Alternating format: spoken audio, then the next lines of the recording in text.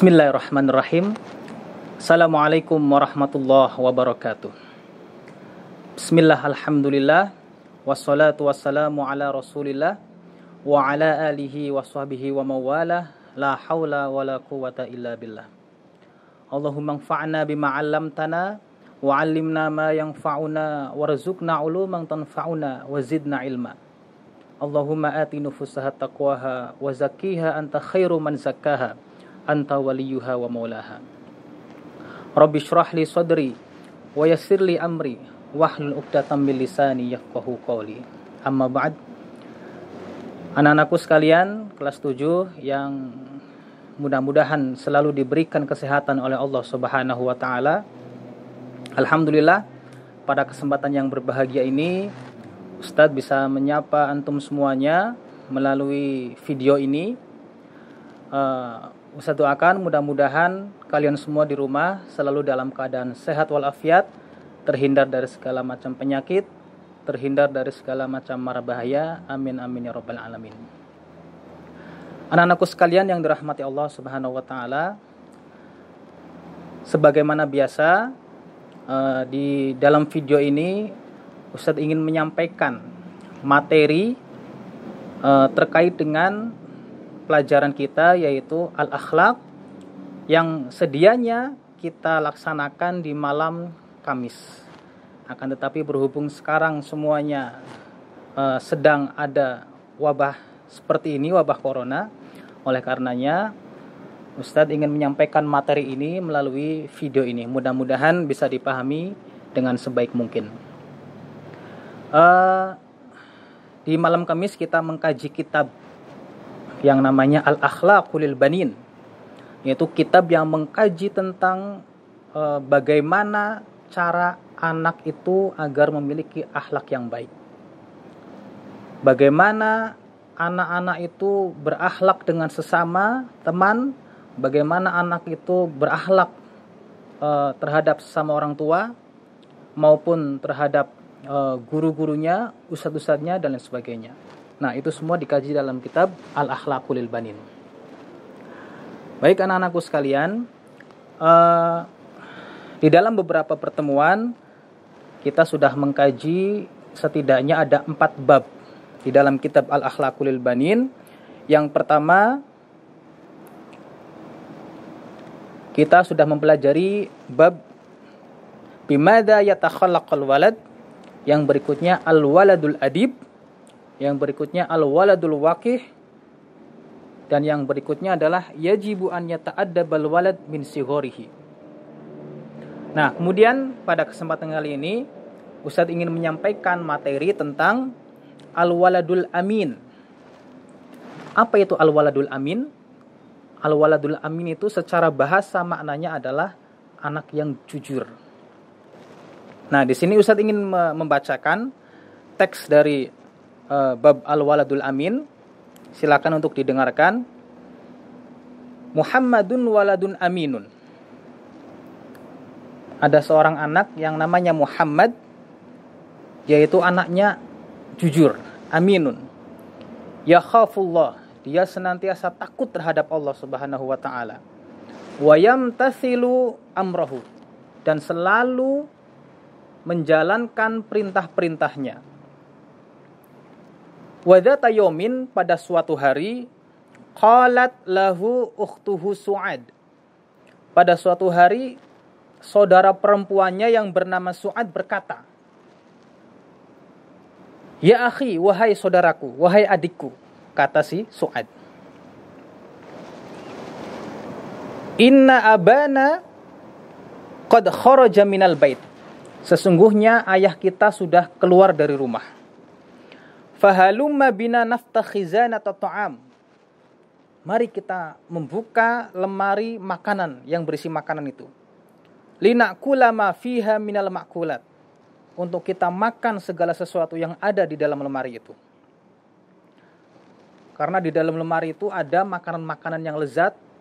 Di sini kakak perempuannya memprovokasi adiknya yang bernama Muhammad untuk mengambil makanan yang ada di lemari. Kemudian si kakak berkata, fa'abuna la yanzuru ilaina.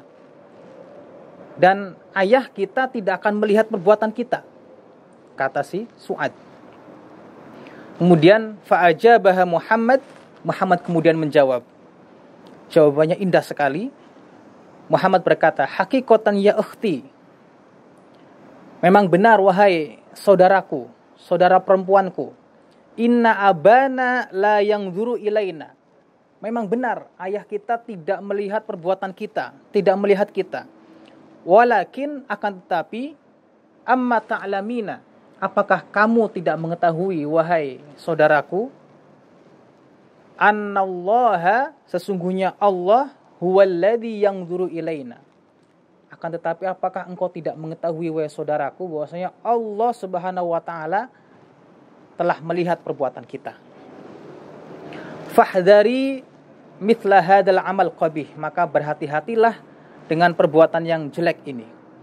Li'annaki law akhadti syai'an bighairi ridha abiki, karena jika kamu mengambil sesuatu tanpa ridha ayahmu, fa innallaha yaghdabu 'alaiki, maka Allah akan marah kepadamu. Wa saufa yu'aqibuki, dan niscaya Allah akan memberikan iqab atau balasan kepadamu. Fa khafat Su'ad, setelah mendengarkan nasihat dari adiknya Muhammad, kemudian kakaknya yang bernama Su'ad, dia merasa takut, wastahat, dan dia merasa malu, min su'i niyatiha, dari kejelekan niatnya. Waqalat, kemudian Su'ad berkata, sahih, benar, kalamuka ya akhi, benar perkataanmu wahai saudaraku. Wa ashkuruka katsiran, dan aku mengucapkan rasa terima kasih yang banyak kepadamu, ala hadhihin nasihah at-thayyibah, atas nasihat yang baik ini.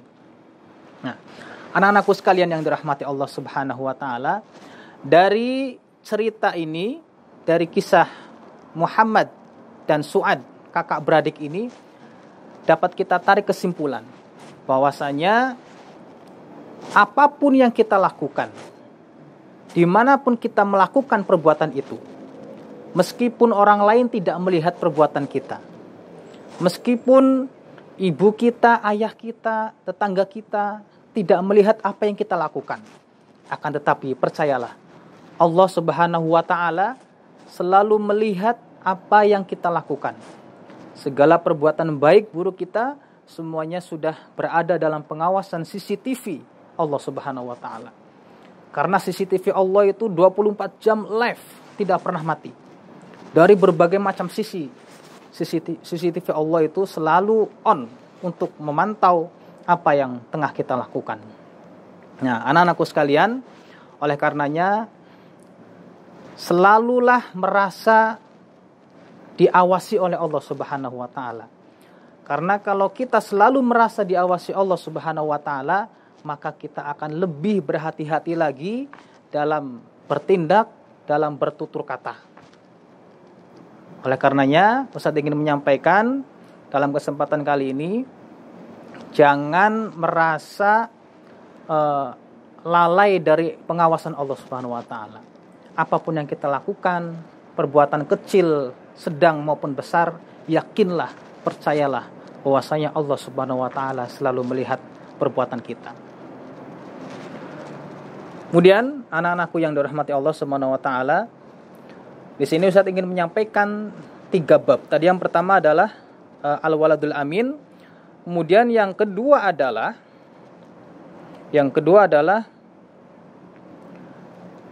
al-waladul muti'. Apa itu artinya al-waladul muti'? Al-waladul muti' maknanya anak yang taat. Anak yang taat. Ustaz bacakan redaksinya, hasanun waladun muti'un. Hasan itu anak yang baik. Yusolli kulla yaumin. Hasan ini selalu sholat tiap harinya. As-sholawatil khams, sholat 5 waktu. Fi awqatiha, tepat pada waktunya. Wa yuwadhibu 'alal hudur fil madrasah. Hasan juga selalu rajin hadir berangkat ke sekolah. Wa 'ala qiraatil Qur'an, dan Hasan juga rajin membaca Al-Qur'an. Wa mutala'atid durus fil bait. Hasan juga selalu rajin mutalaah, mengulang-ulang pelajaran di rumah. Walidzalika, oleh karenanya, yuhibbuhu abuhu wa ummuhu. karena Hasan melakukan perbuatan yang tadi itu, akhirnya ayah dan ibunya mencintainya. Bukan hanya ayah dan ibunya, wa asatidatuhu wa jami'un nas, akan tetapi seluruh guru-gurunya juga mencintai Hasan. Wa min adatihi, di antara kebiasaan Hasan ini apa? Idza arada an-naum, jika hendak tidur, an yadhkurullah, dia selalu mengingat Allah, berzikir kepada Allah. Wa yashkurahu ala an hafidhahu tula yaumihi. Hasan juga selalu bersyukur kepada Allah Subhanahu wa taala yang telah menjaganya sepanjang harinya. Minal bala wal adza, yang telah menjaganya dari bala, dari wabah dan adza, dan dari penyakit. Tsumma yaqulu, kemudian ketika hendak tidur, Hasan kemudian mengucapkan bismika Allahumma ahya wa amut. Wa idza qama min naumihi, apabila Hasan itu bangun dari tidurnya, yashkurullaha ala ni'matin naum, dia selalu bersyukur kepada Allah atas nikmat tidurnya. Karena tidur itu merupakan nikmat yang tidak terhingga yang diberikan Allah Subhanahu wa taala kepada kita semuanya. Kemudian ketika bangun tidur, kemudian Hasan mengucapkan alhamdulillahilladzi ahyana ba'dama amatana wa ilaihin nusyur. Nah, anak-anakku semuanya, dari kisah ini, dari kisah antara Su'ad dan Muhammad ini, kita bisa mengambil sebuah pelajaran yang amat sangat berharga. Pelajarannya adalah, marilah kita senantiasa untuk bersikap jujur. Bersikap jujur dimanapun dan kapanpun. Marilah kita mulai untuk selalu membangun kejujuran dimanapun kita berada. Dimanapun kita berada, dalam kondisi apapun kita, jangan sesekali kita melakukan kebohongan. Karena jika kita sudah melakukan kebohongan, maka akan melahirkan kebohongan-kebohongan berikutnya. Karena kejujuran itu adalah pondasi yang amat sangat penting. Dengan kejujuran, maka orang-orang akan mempercayai kita. Dengan kejujuran yang kita miliki, semua orang akan menyukai kita. Dengan kejujuran yang kita miliki, semua orang akan mencintai kita. Sebaliknya, jika kita berbohong, jika kita mulai berbohong dari sesuatu yang kecil, dari hal yang kecil, maka percayalah akan menimbulkan kebohongan-kebohongan berikutnya yang bahkan jauh lebih besar. Naudzubillah min dzalik. Sebaliknya, orang yang berbohong itu akan dijauhi oleh siapapun, akan dibenci oleh siapapun, akan dikucilkan oleh siapapun. Oleh karenanya, Ustadz menghimbau kepada semuanya, anak-anakku semuanya, tanamkan sifat kejujuran mulai dari sekarang. Mulai dari kecil, selalu berlaku jujur, mengatakan kejujuran, berlaku jujur, agar ketika nanti dewasa sudah terbiasa dengan sifat jujur. Karena Nabiullah Muhammad SAW juga terkenal dengan lakobnya, dengan gelarnya, yaitu gelar Al-Amin, yang artinya Muhammad yang jujur. Karena jujur itu mahal sekali. Kejujuran itu nilainya sangat mahal sekali. Kejujuran tidak bisa dibeli dengan apapun. Karena sekali kejujuran kita gadaikan, sekali kita tidak dipercaya orang, maka setelah itu kita akan dijauhi orang dan kita tidak akan dipercaya sama sekali oleh orang lain. Oleh karenanya, marilah kita senantiasa berlaku jujur, berkata jujur, bersikap jujur dimanapun kita berada. Mudah-mudahan Allah Subhanahu wa taala memberikan taufik dan hidayah kepada kita semuanya agar senantiasa memiliki akhlak yang mulia, termasuk di dalamnya adalah memiliki kejujuran yang istiqomah. Mudah-mudahan Allah Subhanahu wa taala memudahkan langkah kita dalam melakukan kebaikan-kebaikan, dan mudah-mudahan Allah Subhanahu wa taala menjaga kita dari segala perbuatan-perbuatan yang jelek dan tidak baik.